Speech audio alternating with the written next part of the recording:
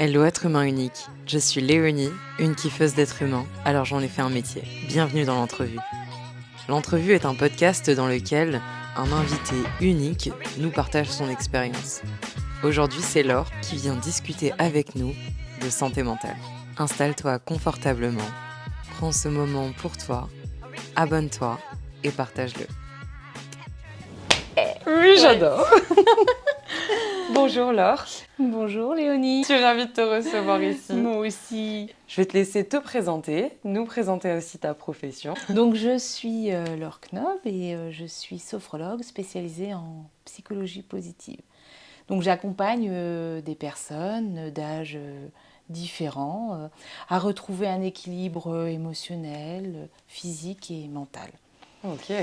Donc l'objectif, c'est vraiment que ces personnes-là se retrouvent avec un bien-être, que ce soit professionnel ou personnel, mais qu'ils se sentent bien et surtout qu'ils soient acteurs de leur vie. Ah, c'est chouette. Ça t'est venu comment? Est-ce que c'est quelque chose que tu viens puiser en toi et qui a été une révélation ou est-ce que ça s'est fait à travers les expériences pour pouvoir avoir ce métier?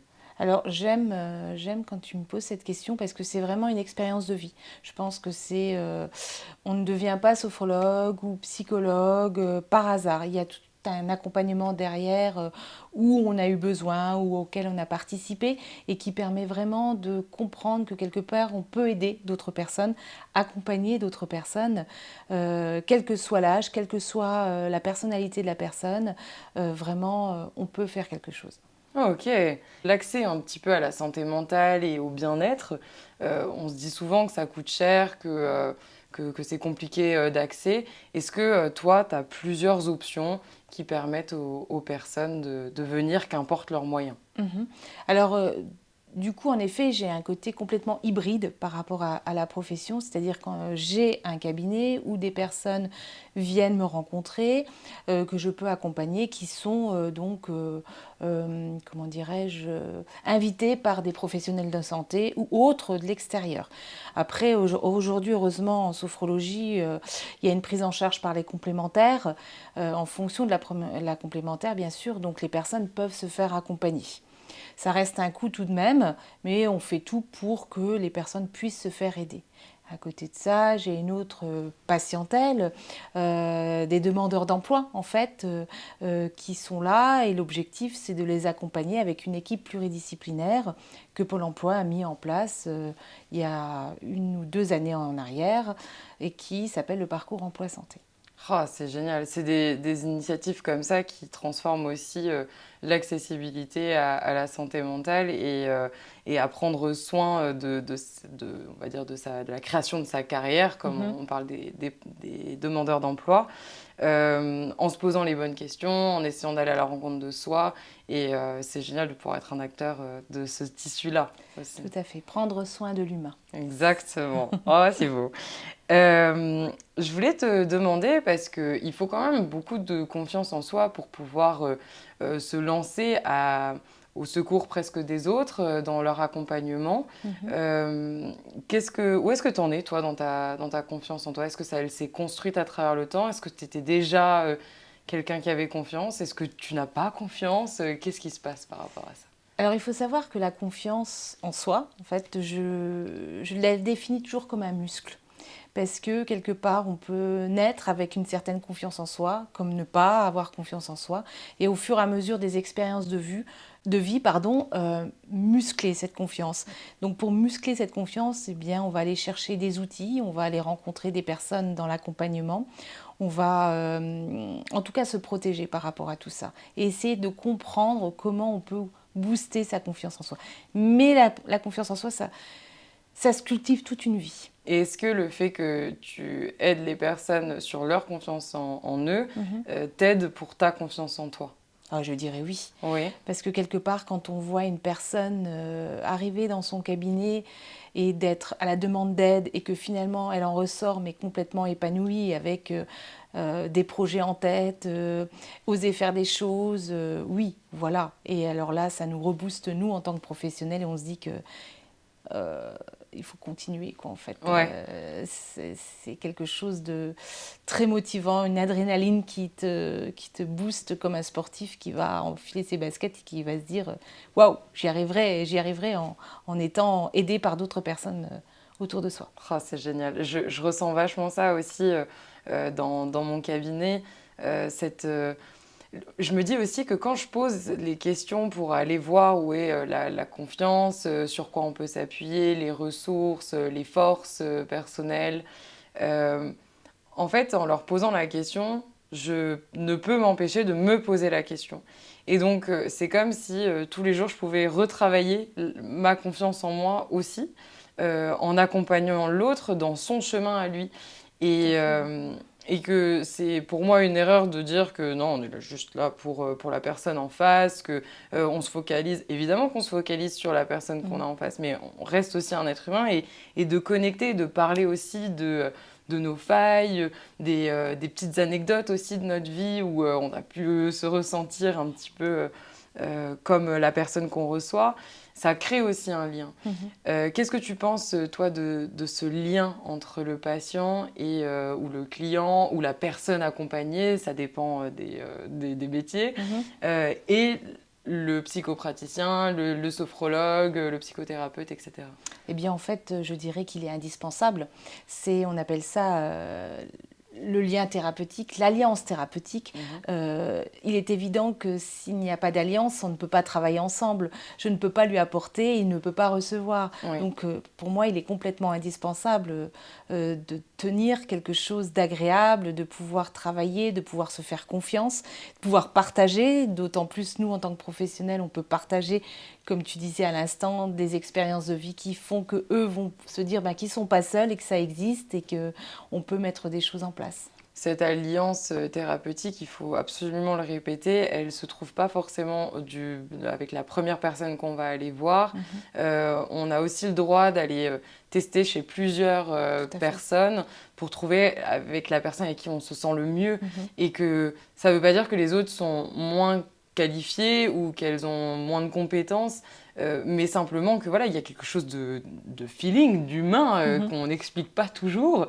Et c'est important dans son parcours de soins et de santé mentale, qu'importe les épreuves qu'on traverse, de trouver une personne avec laquelle on se sent vraiment à l'aise pour lâcher prise. Tout à fait. Et reprendre confiance en soi, de rebooster. Exactement. Voilà. Exactement. Oui. Et il faut une certaine dose d'optimisme là-dedans. Il faut quand même, parce que j'imagine qu'il y a des personnes qui viennent te voir qui sont zéro sur l'optimisme par rapport à leur avenir, à leur personne, à la perception de leur environnement, etc. Est-ce que tu connais cette notion d'optimisme et est-ce que tu l'utilises dans ta pratique ? Énormément. En fait, il faut savoir que l'être humain n'est pas naturellement optimiste. Quelque part, c'est rare de rencontrer des personnes. D'ailleurs, si elles sont optimistes, je ne pense pas qu'elles viendraient au cabinet. Je pense plus que ce sont des personnes qui ont besoin justement de rebooster leur optimisme, de gagner en état d'esprit optimisme pour avoir une meilleure santé mentale, une meilleure santé physique, et puis d'aider ces personnes-là à la persévérance et à la performance dans leur domaine proprement dit, quoi. Ouais. Voilà.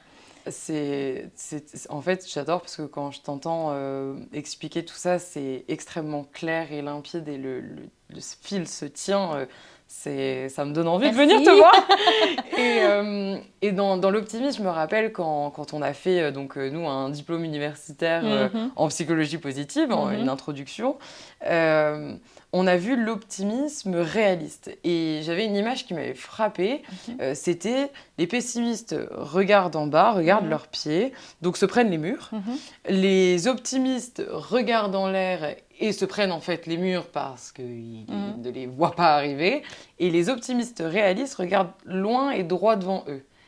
Et comment on peut développer notre optimisme réaliste ?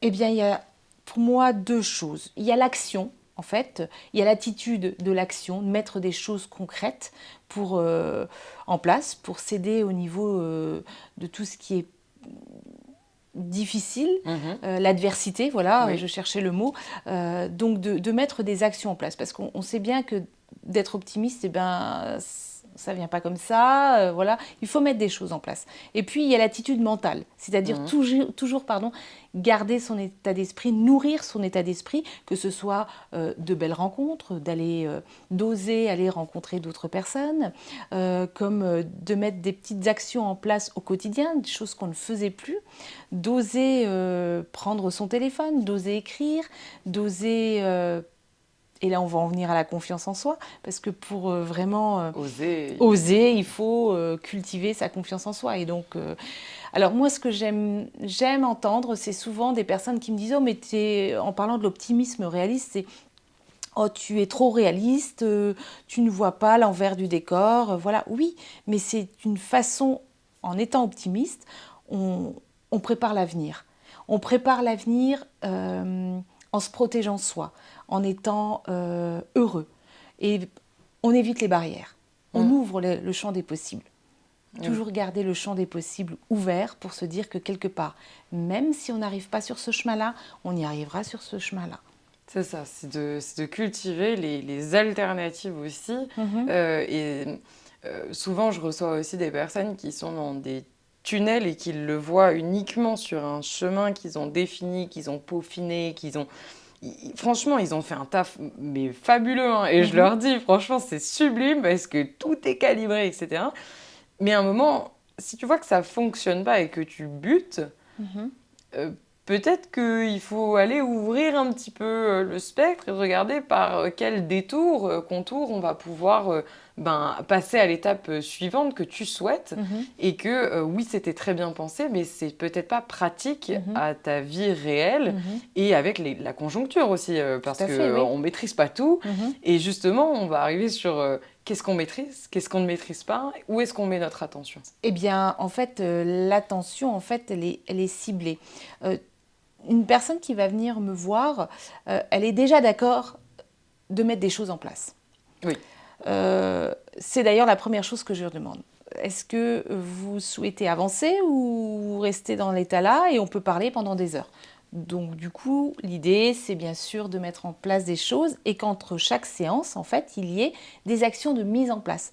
On garde un carnet de bord qui va nous aider à cultiver nos forces, les forces que la personne a, à favoriser par comment dirais-je, un optimisme, mais toujours je reviens sur l'idée de mettre des actions en place, de se mettre en objectif une to-do list, quelque chose qu'on peut utiliser au quotidien et de se dire, et de surtout de se faire confiance et de se féliciter dans chaque action qui est mise en place. Et oui, la gratitude aussi énorme est très très importante dans le chemin de tout à chacun. Tout à fait. Effectivement, des petits défis sous forme parfois de jeu, allez, on teste et puis on se revoit la semaine prochaine et on voit ce que ça a donné. C'est de pouvoir aussi adapter les outils existants à la personnalité et à l'environnement de la personne, mais aussi parfois d'en créer complètement et de se laisser aller à essayer de bien cerner le problème et de voir où est-ce qu'on peut trouver des solutions tout autour et puis passer un vrai moment de défi et d'échange parce qu'on ne sait pas tout. Les personnes en face, elles ont absolument toutes les clés. Moi, j'ai coutume de dire, vous avez les solutions, mais ce n'est pas qu'un titre marketing slogan, c'est vrai. Tout à chacun a ses solutions parce que je ne pourrai jamais les connaître aussi bien que eux se connaissent, ou du moins on va les amener à très bien se connaître. Et pareil pour leur environnement, je ne peux pas comprendre tous les enjeux de l'environnement. J'essaye de m'en rapprocher le plus, j'essaye de poser les bonnes questions, mais effectivement de passer à l'action. Et j'avais vu une image qui m'avait beaucoup parlé, c'était la balance entre réflexion et action.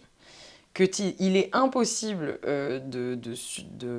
d'être pérenne sur sa vie, sur son chemin, si on n'est que dans la réflexion ou que dans l'action. Parce que toute bonne action doit être un minimum réfléchie, et toute réflexion doit se solder d'une action qui Tout va à dans fait. ce sens. Mhm. Et que souvent, quand on est bloqué dans la réflexion et qu'on se dit «Oh, j'ai trop de trucs dans la tête, je pense tout le temps», Mhm.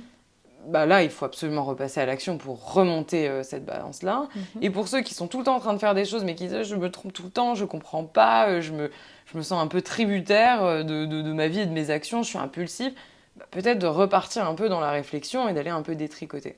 Qu'est-ce que tu penses de cet équilibre-là? Bah, c'est une évidence, en fait. Souvent, les gens euh, me parlent de le cerveau est trop chargé, je suis toujours en train de penser, je suis toujours dans le négatif. Je suis aussi entourée de personnes assez négatives qui vont me dire tu n'y arriveras pas, oh, tu crois que, mais quand même. En fait, il y a toute cette réflexion. L'entourage est aussi important. Et quand on a des personnes, on s'entoure de personnes optimistes et qui ont une certaine envie d'avancer, c'est beaucoup plus facile. Sauf que quand on n'est pas bien, on a tendance à refouler ces personnes-là parce qu'elles font peur. Oui. Et donc, du coup, pareil, quand on vient au cabinet, on part dans cette dynamique-là, d'oser justement aller vers ce dont on n'a jamais osé aller finalement.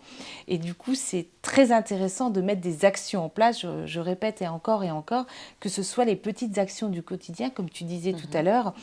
Ça peut être une personne en supermarché où tu vas l'aider alors que d'habitude, tu vas peut-être fuir cette action-là, comme au niveau professionnel, de prendre ton téléphone et d'aller oser t'intéresser aux peut-être jobs qui pourraient venir vers toi également, quoi, en fait. Où est-ce que toi, tu pêches parfois dans la mise en action, dans la confiance en toi? Quand est-ce qu'à un moment, est-ce que tu as déjà des situations de vie où tu sais que ça c'est plus difficile pour Ah toi? oui, Ouais. ah oui. Et alors là, j'adore. Ouais. Plus c'est difficile, et plus je vais activer mes forces, Ouais.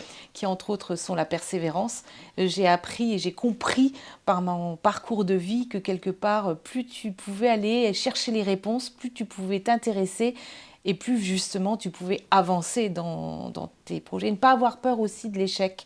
Parce que finalement, on en fait une force, on le sait tous. Ça s'appelle la résilience, justement.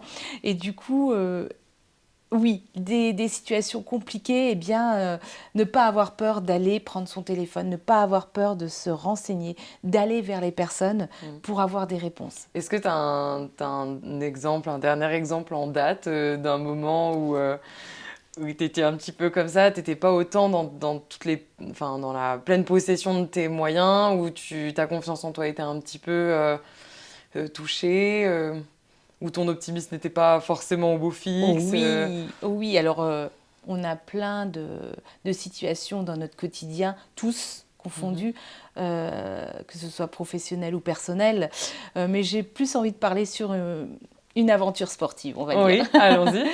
où quelque part on m'a défiée sur de la course à pied. Donc quelque part je ne savais pas courir. Oui, Oui, courir, courir autour d'un mais stade parce qu'à bien courir, l'école, ouais, c'est ça. voilà, on nous avait dit qu'il fallait faire 3 tours, voilà. Mais ça s'arrêtait là. Après, je me suis dit, ben voilà, je cherche un sport qui me permet de pouvoir le pratiquer là où je suis, quand je veux, sans forcément être libre Oui. justement de ça. Donc du coup, je suis passée par un magasin où je me suis acheté une paire de baskets, la plus chère du magasin, pour justement me dire que je ne pouvais pas me faire marche arrière. Ah, c'est Voilà, intéressant comme stratégie, ça. clairement. Et donc du coup, l'idée, c'était de pouvoir un petit peu courir, tout doucement. Et donc du coup, l'idée, c'était d'être entourée de personnes pour cette motivation aussi. Quand on parle de motivation, elle est là aussi. Et de faire de rencontres, de la relation sociale également, tout ce qui est important dans un état de bien-être au quotidien. Et donc du coup, j'ai rejoint un club qui m'a super bien accueilli, même si de loin, je les voyais comme des marathoniens intemporels. Mhm. Et puis, ils m'ont emmené sur une première course, une petite course, une deuxième, troisième, un premier semi. Je voulais m'arrêter là, j'étais fière, j'avais réussi à utiliser mes baskets et en fait, on m'a suggéré un marathon. Tant qu'à faire. Oui, bien sûr, et hop là, et un premier, un deuxième, un troisième, voilà. Donc, j'en suis arrivée à mon Combien? 7e Ah, marathon. 7e, c'est Et fou. fini par un triathlon qui a clôturé un petit peu toute cette activité sportive et tout ça en commençant à l'âge de 40 ans. Ça s'appelle Juste de la chapeau. psychologie positive, Ah, ça s'appelle c'est où beau. j'ai utilisé la confiance, l'optimisme, le sens surtout, de me dire que quelque part on peut tellement se faire du bien autrement. Ouais, c'est admirable. Franchement, c'est Merci, vraiment admirable. Je merci. n'ai pas de mots et je pense que pas grand monde a des mots. J'ai une question. Mhm, Euh, pour ces personnes qui, c'est-à-dire qui baissent très vite les bras, qui se disent oui, mais là c'est magnifique cette histoire-là, mhm, mais moi je suis pas comme ça, j'ai mhm. pas cet optimisme-là. Euh, Est-ce que tu aurais un conseil à leur donner? Oui. Oui, je te dis oui parce que quelque part je le pratique tous les jours avec des patients et j'invite toujours les personnes à écrire. Ok. Prendre une feuille, un crayon et de se projeter sur ses envies. Alors ça peut être multiple, ses besoins. Et ça va cultiver une certaine émotion positive. On va parler de positivité, donc du coup la personne elle aura envie d'écrire, d'écrire, d'écrire. Et si ça vient pas tout de suite, eh ben, ça viendra le lendemain. Il n'y a pas de pression. Et du coup on s'aperçoit qu'on a envie de certaines choses. Et l'objectif c'est de mettre en place des choses pour atteindre ces objectifs. Ah, c'est sublime. Et dans l'écriture, il y a aussi, quand ça tourne en boucle, Mhm, de le voir à l'extérieur, du coup d'avoir une petite main mhm, dessus, c'est clair et net. Et il y a quelque chose que je pratique aussi pour moi, mhm, c'est que quand je commence un projet, j'écris pourquoi je veux faire ce projet. Parce que je le fais pas pour l'instant T, parce que sur l'instant T, je sais exactement pourquoi je veux faire ce projet. pour garder un cap. Mais quand je serai fatiguée, Mhm, quand il y aura des personnes qui me remettront en doute, mhm, potentiellement, quand moi-même je me remettrai en doute, quand j'aurai un petit peu perdu le sens ou qu'il se sera effrité, et ben en fait je reviens à ce document mhm. et je reviens à l'essence même en me disant ah oui c'est vrai. C'est une évidence. C'est vrai, en fait, c'est ce pourquoi j'ai commencé, Mhm, ok, et en fait, ça me permet des seconds souffles, des troisièmes souffles, enfin mhm, vraiment, ça permet de faire perdurer des projets, et ça permet aussi que quand on doute énormément, je re-regarde la feuille et je me dis, mais je partage plus ces mhm, envies-là. Ça n'a plus de sens pour moi. mhm, Même en les relisant, mhm. bah, c'est peut-être le moment de clôturer cette aventure. Tout à fait. Simple, c'est pas pour s'accrocher coûte que coûte. C'est simplement je dis toujours, un petit serrage de main entre Léonie du passé et Léonie du futur. Il y a plein d'actions comme ça qu'on peut mettre en place en se disant, c'est pas pour moi maintenant là que je fais, c'est pour moi plus tard. Et que quand le mois plus tard, il regarde cette action, faut surtout qu'il pense à remercier le mois du passé. Ça s'appelle l'espoir, tout ça aussi. Hein. Espoir, espoir, et gratitude et autogratitude. Bien sûr, bien sûr, bien sûr. Autogratitude, ultra important pour la Mhm. confiance en soi, l'optimisme Ah oui, notamment, mais on est d'accord. tout à fait. Est-ce que pour des personnes qui nous écouteraient ou qui regarderaient cette Mhm, vidéo, qui se sentent pas beaucoup de confiance en eux, pas beaucoup d'optimisme, qui voient les choses un petit peu en noir, qui ont déjà testé potentiellement de s'en sortir avec les moyens qu'ils avaient, est-ce que tu aurais un conseil à leur donner? Oui, qui viennent nous voir. Venez nous voir. Venez nous voir. Ou On nos est pleine de... confrères, consoeurs. Tout à fait. Allez voir un professionnel. Se faire accompagner, de se faire booster, aider. Parce que seul, on pense toujours qu'on peut y arriver seul, mais quelque part, on a besoin d'un petit coup de boost. Et c'est là que c'est bien de rencontrer des professionnels qui puissent vous accompagner avec des outils qui sont vraiment pas forcément, comment dirais-je, Rébarbatif, rébarbatifs. ennuyeux. Voilà, on utilise beaucoup de joie, on utilise beaucoup d'énergie, de défis, et c'est ce qui va rebooster l'optimisme et la confiance en soi des personnes.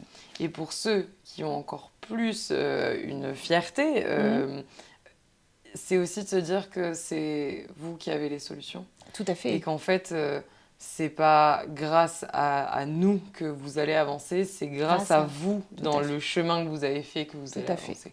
Et ça aussi, je le dis tous les jours en Ouais. patient. C'est vous qui avez les cartes en main. Exactement. Et ben, je crois qu'on terminera là-dessus parce que c'est une super phrase de fin. Merci Léonie. Merci Quel beaucoup. échange. Merci d'avoir été avec nous jusqu'au bout. N'oublie pas de t'abonner, de liker si ça t'a plu. N'hésite pas à partager dans les commentaires ton expérience, tes impressions. Sur ce, à très bientôt. Et surtout, belle vie à vous.